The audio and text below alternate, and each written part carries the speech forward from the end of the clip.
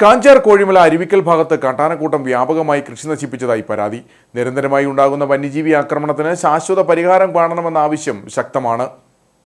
കോഴിമല ബാലപ്പാടി മരുതുംചുവട് അരുവിക്കൽ ഭാഗത്താണ് കഴിഞ്ഞ ദിവസം രാത്രിയിൽ കാട്ടാനക്കൂട്ടമിറങ്ങി വ്യാപകമായി കൃഷി നശിപ്പിച്ചത്. ഈ മേഖലയിൽ പതിവായി കാട്ടാനകളുടെ ആക്രമണം ഉണ്ടാകാറുണ്ട്.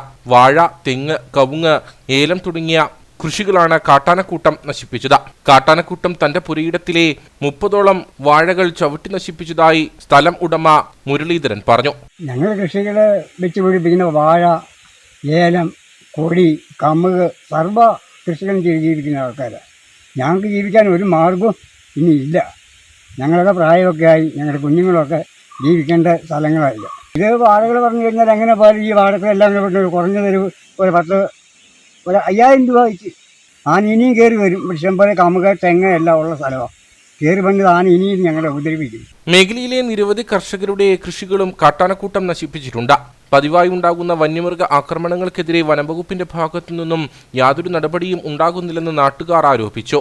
ഓടാനും പറ്റത്തില്ല, നടക്കാനും പറ്റത്തില്ല, അസുഖം പിടിച്ചിരിക്കുന്നവരാ. ഇങ്ങനെയാണ് തുടങ്ങി ഞങ്ങൾ എന്നാ ചെയ്യുന്ന ഒരു ഫോറസ്റ്റുകാരാണല്ലോ, അവരും വരുന്നുമില്ല. ഇപ്പോൾ രാവിലെ വിളിച്ച് പറഞ്ഞു അവർ വന്നില്ല. ഓടിക്കാമെന്ന് പറഞ്ഞു. കാട്ടിലെവിടെയോ കിടക്കുന്ന ആനയെ ഓടിച്ചു വിട്ടിട്ട് വല്ലതും കാര്യമുണ്ടോ? തിരിച്ചത് ഇങ്ങോട്ട് തന്നെയല്ലേ വരുന്നത്.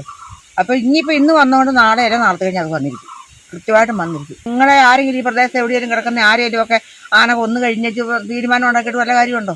ഒരു തീരുമാനവും ഇല്ല. അതുകൊണ്ട് ഞങ്ങളുടെ ജീവൻ സംരക്ഷിക്കുക എന്നുള്ളതേ ഉള്ളൂ. അതിനുള്ള തീരുമാനങ്ങൾ ഞങ്ങൾക്ക് ഉണ്ടാക്കി കിട്ടണം. കാട്ടാനക്കൂട്ടം ഇത്തരത്തിൽ കൃഷികൾ നശിപ്പിക്കുന്നത് മൂലം തങ്ങൾ ആത്മഹത്യയുടെ വക്കിലാണെന്നും നാട്ടുകാർ പറഞ്ഞു. അധികൃതർ അടിയന്തരമായി വിഷയത്തിൽ പരിഹാരം കാണണമെന്നാണ് ആവശ്യം.